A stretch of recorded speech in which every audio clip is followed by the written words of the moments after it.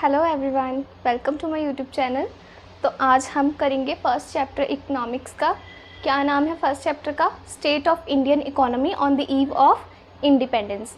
Chapter का मतलब क्या है कि हमारी इंडियन इकोनॉमी जो है उसकी स्टेट क्या थी, उसकी कंडीशन क्या थी जब हमें इंडिपेंडेंस मिली। ठीक है, हमने उस टाइम की इकोनॉमी के बारे में इस चैप्टर में पढ़ना है कि उस टाइम पे हमारी इकोनॉमी में क्या था क्या नहीं था, वो सब कुछ हम पढ़ेंगे। ठीक है, तो कहाँ से स्टार्टिंग हुई थी? फर्स्ट ऑफ ऑल फ्लैशबैक में जाओ थोड़ा सा। जब ब्रिटिशर्स थे ना, वो हमारे इंडिया में आए कैसे थे? वो लोग आए थे ट्रेडर्स बन के आए थे वो लोग, और ईस्ट इंडिया कंपनी के ट्रेडर्स बन के आए थे। लेकिन वो राज करने लग गए, राज करके चले गए। ब्रिटिशर्स हमारे इंडिया में आए थे ट्रेड करने, as a trader of East India Company, but वो लोग हमारे इंडिया के ऊपर उन्होंने कब्ज़ा कर लिया और राज करके चले गए। बहुत सालों के बाद हमारे फ्रीडम फाइटर्स की वजह से हमें आज़ादी मिली। उन्होंने अपनी जान गंवाई हमारे देश को, तब जाके आज़ादी मिली। और उस टाइम पे हमारी इकोनॉमी जो थी उसकी कंडीशन काफ़ी ज़्यादा ख़राब थी। इकोनॉमिकली हमारी कंट्री बहुत ही ज़्यादा बैकवर्ड थी। तो वो चीज़ें हम इस चैप्टर में पढ़ेंगे। ठीक है, मतलब कि आपको ना बस रट के नहीं चलना, आपको समझना है। स्टोरी की तरह एक स्टोरी की तरह समझो। ठीक है, इंडिया था, वहाँ पे ब्रिटिशर्स आए, उन्होंने अपनी पॉलिसीज़ लगाई। ठीक है, पॉलिसीज़ अपनी लागू की, मतलब कंट्री में।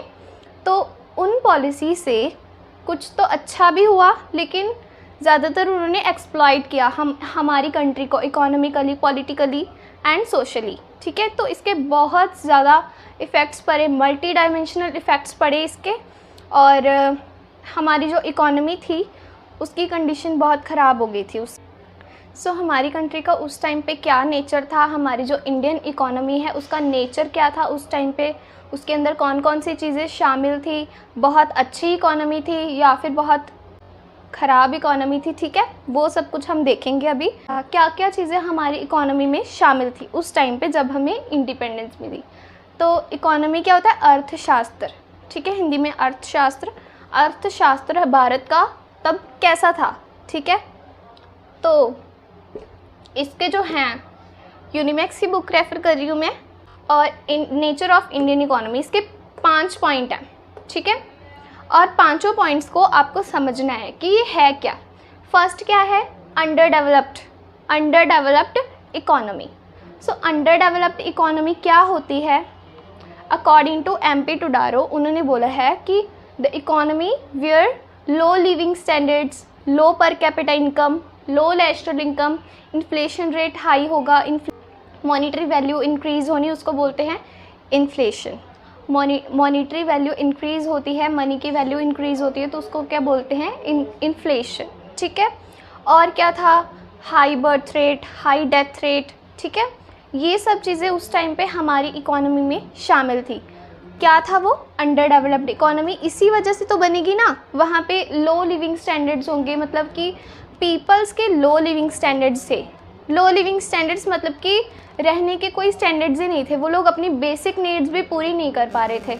बेसिक नीड्स क्या होती है? रोटी कपड़ा मकान, वो लोग वो तक पूरी नहीं कर पा रहे थे। क्यों? क्योंकि उनकी इनकम जो थी ना, पर कैपिटा इनकम, वो बहुत कम थी। पर पर्सन इनकम, पर कैपिटा इनकम क्या होती है कि किसी भी कंट्री की एक साल की total income divided by total population, इससे हमारी निकल जाती है पर कैपिटा इनकम। ठीक है, तो आप लोग खुद देखो कि टोटल इनकम जो होगी पूरी कंट्री की, उसको डिवाइड करेंगे टोटल पॉपुलेशन से, तो हमारे पास पर कैपिटा इनकम आ जाएगी, मतलब पर पर्सन इनकम आ जाएगी। तो उस टाइम पे पता है कितनी थी? 230 रुपीज़ ओनली 230।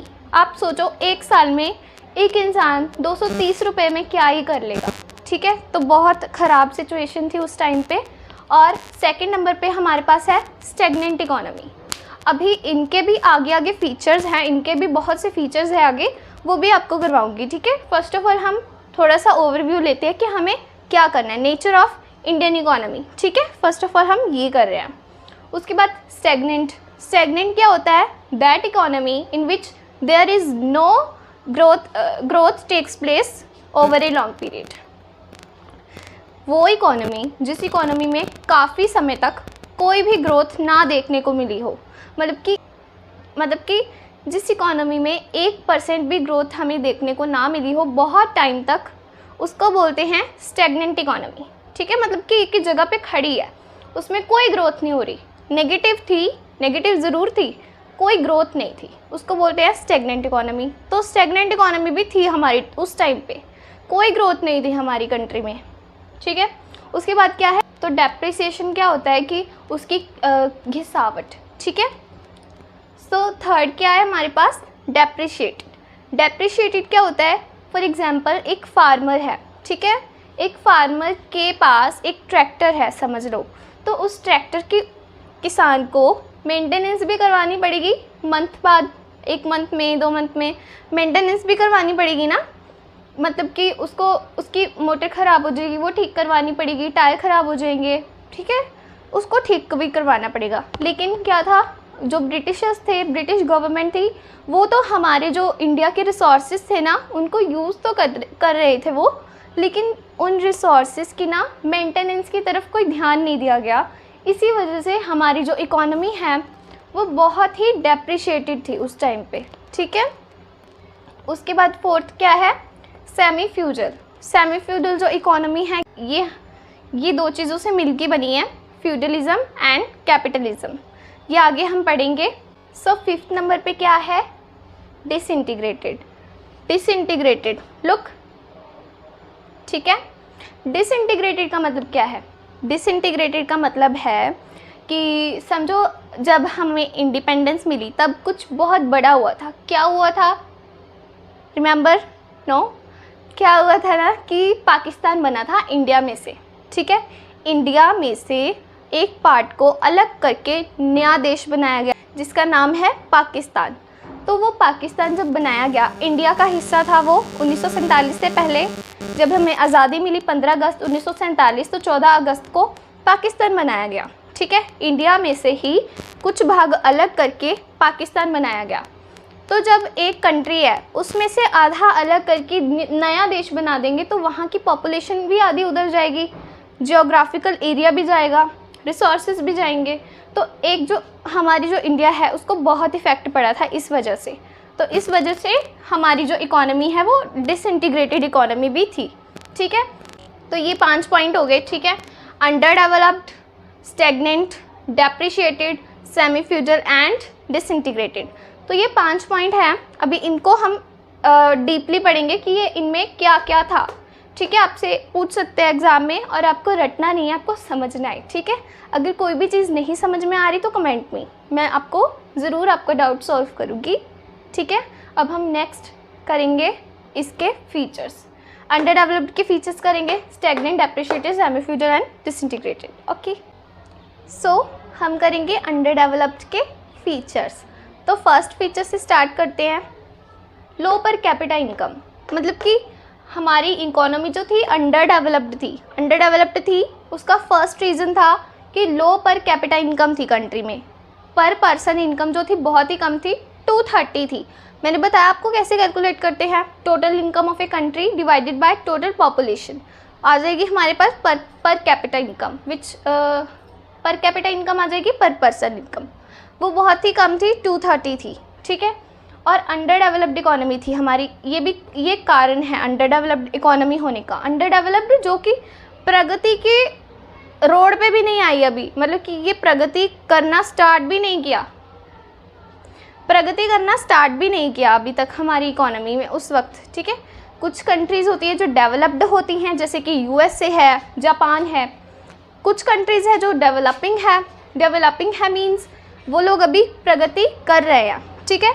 उस टाइम पे हमारी कंट्री जो थी वो अंडर डेवलप्ड थी, मतलब कि वहाँ पे जो ग्रोथ थी नेगेटिव थी, ठीक है। फर्स्ट रीज़न उसका ये है कि लो पर कैपिटा इनकम। सेकंड क्या है, एग्रीकल्चरल इकोनॉमी। उस टाइम पे हमारी इकोनॉमी एग्रीकल्चरल थी। क्यों? क्योंकि 70% जो जनसंख्या थी ना हमारी कंट्री की, वो एग्रीकल्चर सेक्टर में इन्वॉल्व थी। मींस 70% जो लोग थे ना हमारी कंट्री के, वो जस्ट खेती बाड़ी करते थे, सिर्फ खेती बाड़ी, कुछ और नहीं करते थे। इसीलिए 50% से ज़्यादा जीडीपी जो था ना, ग्रॉस डोमेस्टिक प्रोडक्ट जो था ना, 50% से ज़्यादा हमारे एग्रीकल्चरल सेक्टर से आ रहा था। ठीक है, तो ये था हमारा एग्रीकल्चरल इकोनॉमी। इसकी वजह से हमारी इकोनॉमी जो थी अंडर डेवलप्ड थी। ठीक है, उसके बाद है industrial backwardness. Industrial backwardness means कि उस टाइम पे हमारी जो कंट्री में इंडस्ट्रीज़ बिल्कुल भी नहीं थी, सेटअप ही नहीं थी इंडस्ट्रीज़